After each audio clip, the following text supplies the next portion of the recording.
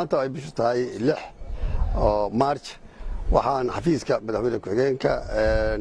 mudane Axmed Cilmi Cismaan Axmed Karaash oo ah gudoomiyaha gudida hay'adaha iyo gudida abaaraha waxaan ku qabanay shir aan ku qaabilay wafdi ka socda King Salman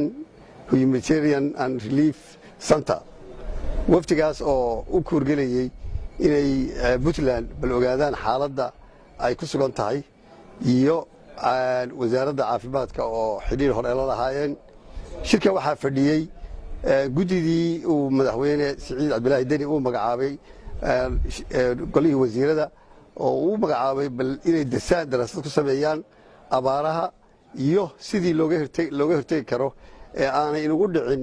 in inaga oo muddo dheer ku jiray abaaro aan roobka la helin in ay xoolaha iyo dadkuba ay dhibaato degdeg soo gaadho inaga u diyaar garoobin gudidaas oo hawshoodu tahay inay inba darsaan meelaha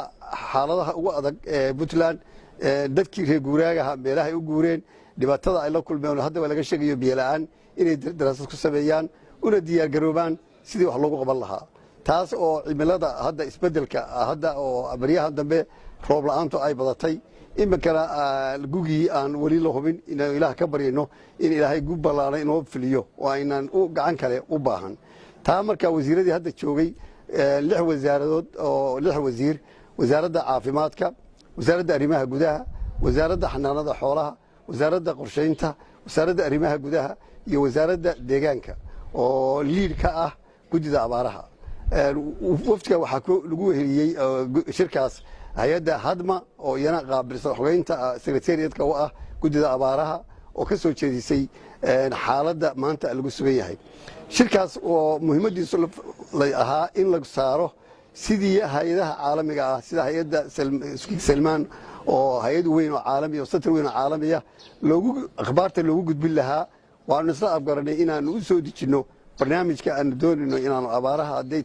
aan kaga hortagno oo hadda taagana dadka hadda abaar baa muddo dheer ugu jiray iyo haddii mid weyn timaado in loo diyaar garoobo shirku sidaas uu ku soo dhamaaday guul waa ku soo dhamaaday waxaan rajaynaynaa